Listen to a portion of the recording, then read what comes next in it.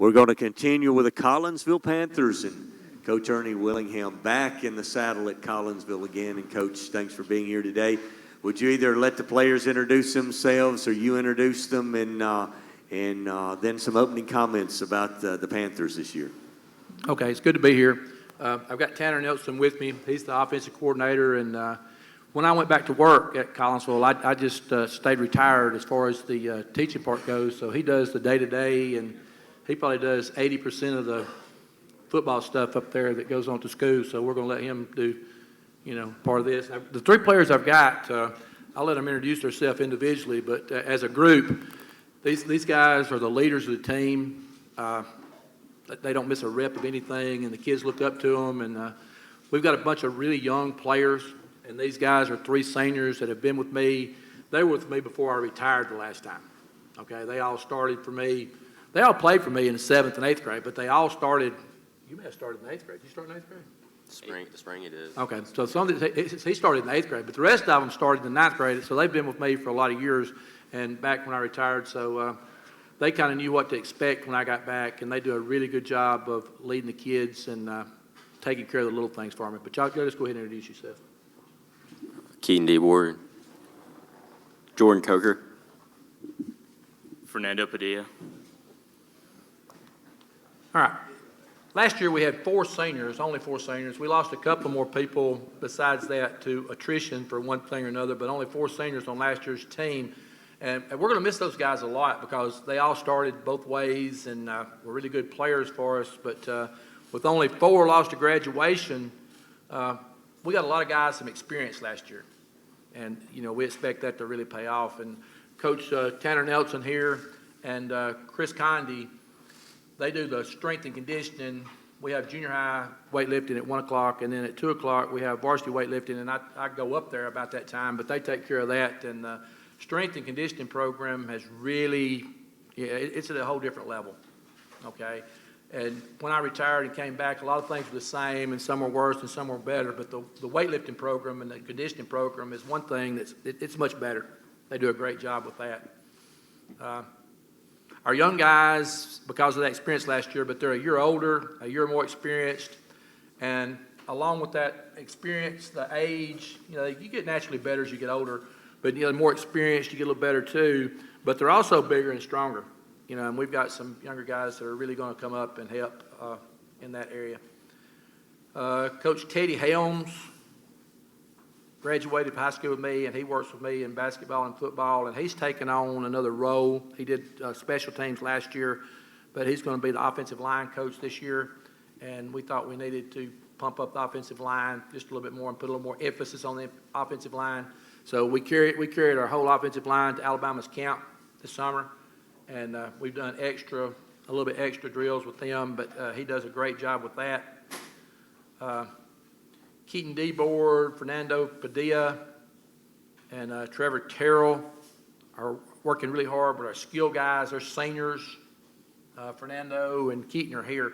But Terrell's not here, but he's a senior also. And those guys are really leading our young offensive backs and defensive backs in their workouts, and they're doing a good job. And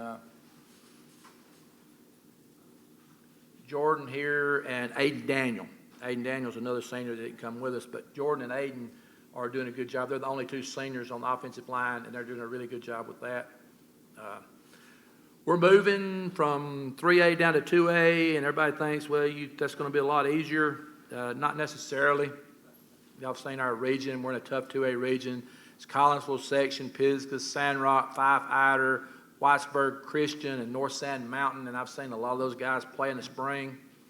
And, that's not a drop-off. Of course, Fife, we were 2A and they were 2A. We were 3A, they were 3A. Now we're 2A again. They're just following us around. I think Benefield just likes to. He's my buddy. Y'all know he's my buddy, but he just likes to follow me around and mess with me. Is what he's doing. But that's okay. And all of these teams, they've got strong, well-established programs, and they're going to be a challenge to us week to week because we played these guys anyway, in the non-region games and stuff, so we know a lot about them. John Tidmore has coached John Tidmore. Y'all remember him from basketball, but he's joined us with the football staff. He's going to coach the receivers, and he's going to help Coach Tanner here with the offensive game planning and play selection on game night. And he'll probably be up in the booth. But I've had basketball coaches work with me when I was football coaches several times, and I really believe this. I think John Tidmore's a great basketball coach, but he's a better football coach than he is basketball coach. Okay. And Mike McElrath is the only other coach that I hadn't named, and the kids love him. He coaches running back for us, and he's a staple at Collinsville, and he does a great job. And the last one, Jeff Stanley, who coached offensive line for us last year, but now he's a soccer coach, and if all y'all know anything about our soccer program, it competes for a state championship every year, and he needed to concentrate on that, and I don't blame him. But he's going to continue to lead our FCA and our FCA program, and he does a leadership and character education course during the year every Thursday. We do walkthroughs on Thursday, and every Thursday about 15 to 3 until about 15 after 3, we do a character education program to try to, we want to do more than just teach them how to block and tackle. Okay? Now, anybody's got any questions? Well, Coach, last year you went 3-7. I don't get to see many high school games, but I went to the Valley Head game. About 2 plays in that game was the difference between winning and losing that football game, and you would have went 4-6 last year. I know your expectations are higher this year. Your guys have got to make those plays at the end to turn those kind of games around to be successful this year. Yeah, and I think the weight room has really helped us, and just focusing every single day from whatever we're doing, whether it's in the classroom or outside, whatever, it don't matter. I think the small details can maybe help us this year.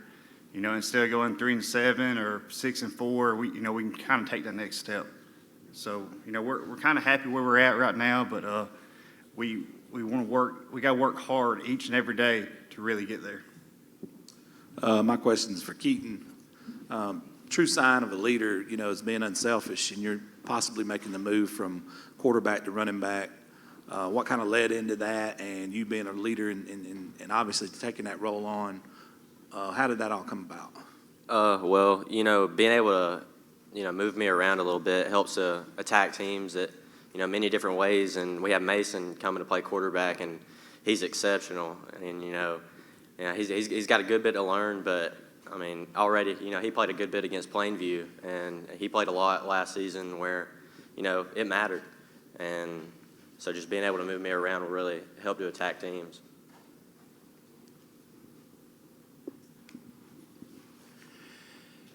Coach Nelson, just talk a little bit about learning from Coach Willingham, and any of you guys can answer this. Is the plan maybe to, just kind of work yourself into the head coaching role when Coach really decides to give it up? No, that's not it at all. Every day, all I'm doing is trying to get better for myself, and whatever he asks me to do, I do. So I'm trying to make it easier on him. And he came back my junior year, so I played for him 2 years. So I kind of know what he wants, and kind of knows what he wants everybody to be doing. So that's all I'm trying to do, and trying to get these guys ready to play every Friday night. Coach, how do you feel like he's doing, Coach Willingham? If he wasn't helping me, I couldn't do it.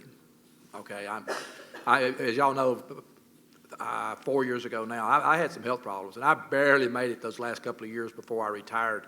And I feel as good now as I've felt in 20 years, but I still can't physically do everything you have to do, and he does a great job. And like he said, he knows what I want. Yeah. Okay, and me and him talk a dozen times a day.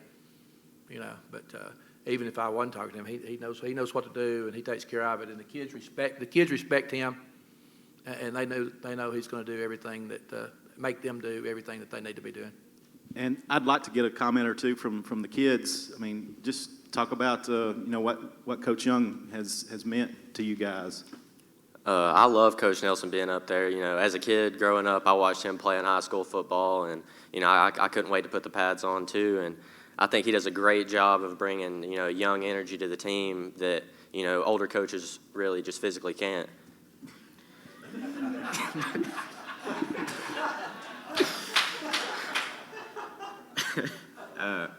I think it's really cool to have him on the sidelines because actually when he was playing, I was a manager. So I think it just came around full circle. Me and him kind of grew up a little bit around each other, getting raised or just around each other. So we have pretty good chemistry together. So I just think it's really cool to have him coaching us. Like Eden said, when I was younger, I used to watch him play from the sidelines, and it's really easy to play for a coach that you know and you like being around. This will be for the players. Having called your guys' names several years in a row, on the radio, now you move up into the position of leadership on the football team. I've got to see you guys grow, but I don't get to see all what goes on in the locker room. And sometimes when coaches aren't around, they miss out on some things too when it's just the players. How do you guys feel like your leadership has changed over the last few years and to prepare you not only for being a leader, and how do you hope to impact your team this season? Well, our team chemistry it's the best team chemistry I've ever seen out of any team I've been on. Everybody really loves each other, and, everybody really wants to play for each other, and I just love that. I think it starts from getting led from a few years ago, like Caleb Jones and Blake Sparks and players like that. We got to see them grow up as leaders and get taught from them. And I think it just from seeing them getting taught as leaders, it stuck to us. Like Eden said, the chemistry is amazing. We've all grown up with each other since we were young, and Jordan mentioned watching Caleb and them grow into leaders. It's really inspired me to become a leader for my team. Guys, last year I think we alluded to it earlier. You finished 3-7. That's not the expectation for the Collinsville Panthers. I know on your team or in town or in the school. So talk about the attitude, the motivation going into this season to have a better season for you guys than you finished last year. Finishing 3-7, it's really disappointing to, end the season that way. But I really think that every single person in that weight room has, used it as fuel. And I think this is one of the best off seasons that we've ever had, getting better. Obviously, it's extremely disappointing to finish like that. And the year before, if we've missed playoffs the last 2 years, and, that's not what you want as a Collinsville Panther. And I think one thing that was really inspiring, just after we lost to Valley Head, we played them on a Thursday. That next day, we had voluntary workouts. Whoever wanted to get in the weight room, they could. And I want to say majority of the team was in the weight room. Yeah, this summer, nobody really showed up dragging around. Everybody was hungry to put in the work. And missing playoffs 2 years in a row, it's disappointing, but I think everybody wants to get a playoff berth this year. All right, guys. Thank you, Coach Willingham. Thank you for Coach Nelson. Thank you, guys, for being with us today, and wish the Collinsville Panthers the best in 2022. Thank you.